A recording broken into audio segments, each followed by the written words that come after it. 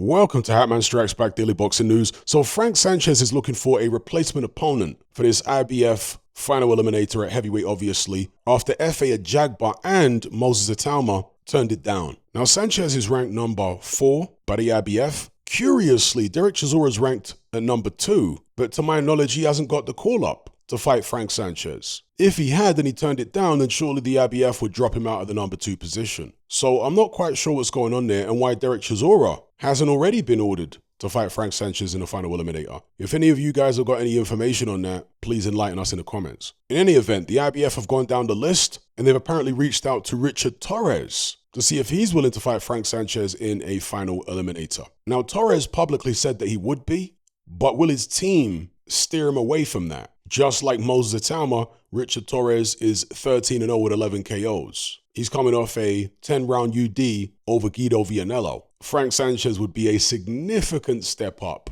from that level. Bob Arum, who promotes Richard Torrez, is typically quite cautious with the way he builds his prospects. Obviously, Jared Anderson went in with Martin Bacoli relatively early on in his career and got turned over, but Bob Arum says that was against his will. He said that Turkey basically went over his head and spoke directly to the fighter and offered Jared Anderson a load of money, and Arum says he advised Anderson not to take that fight. So Arum's typically quite cautious with the way he builds his fighters. However, to my knowledge, he still hasn't got a new TV deal. His deal with ESPN is up. Will that make him less cautious with who he puts a Richard Torrez in with? Will it necessitate that? Because Arum is a boxing man. He knows what Torrez is, where he's at in his career, where he's at this stage of his development, and he knows exactly what Frank Sanchez is. Sanchez already beat one of his guys before in FA Ajagba. Ajagba wasn't with Arum at the time. I think Ajagba was still with PBC, but he subsequently joined Top Rank Bob Arum. I see a fully fit Frank Sanchez, and it's a big if whether Frank Sanchez will be fully fit, because he seems to have had these knee problems over the past couple years. But if we get a fully fit Frank Sanchez,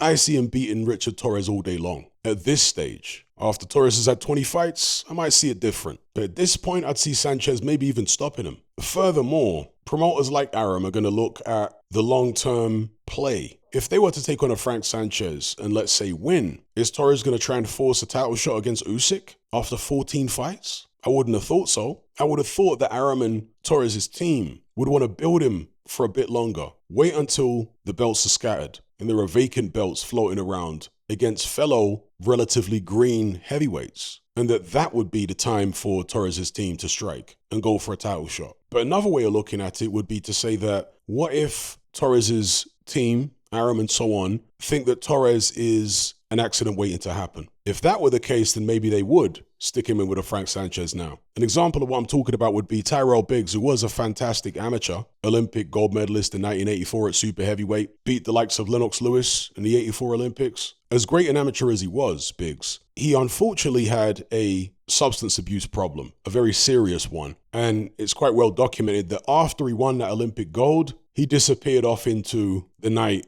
and was hitting that glass pipe. And so by the time he turned professional, he had a very, very serious problem with his substance of choice. He was handled by the Duvas, and he was basically rushed into a title shot against Mike Tyson when he wasn't ready. Reason being, the fight prior to the Mike Tyson bout, Biggs was nearly turned over by a guy called David Bay. He'd struggled in a couple bouts, but particularly the David Bay bout, he was nearly turned over. Bear in mind, this is an Olympic gold medalist. So if they're to capitalize on the commercial value of a Biggs-Mike Tyson fight, I guess they felt like they had to do it then. They had to do it sooner rather than later, before somebody who's unheralded, who's certainly not a Mike Tyson, beats Tyrell Biggs. So basically, the Duvas, in my opinion, cashed Biggs out early on in his career because they thought he was an accident waiting to happen because of his substance abuse issue, and perhaps because his style wasn't really that suited to professional boxing. It was more of an amateur style. Maybe. Whatever the case may be, that's an example of a fighter being cashed out quite early on in his career because his team, in my opinion, thought he was a liability. Does Bob Arum see Richard Torrez in the same way? I suspect not, but you never know.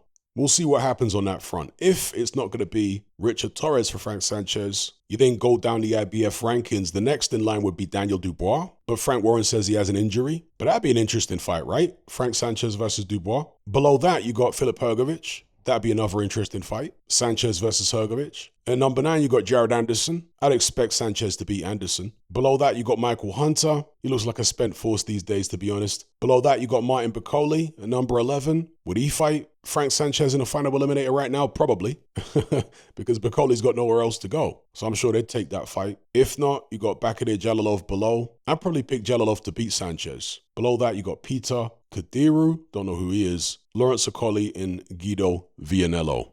So let's see what happens. Let me know what you guys think about the situation in the comment section below. Who will step up to the plate and take on Frank Sanchez in this IBF final eliminator? Who do you think it's going to be? Who would you like it to be? And how do you think any of these matchups will go?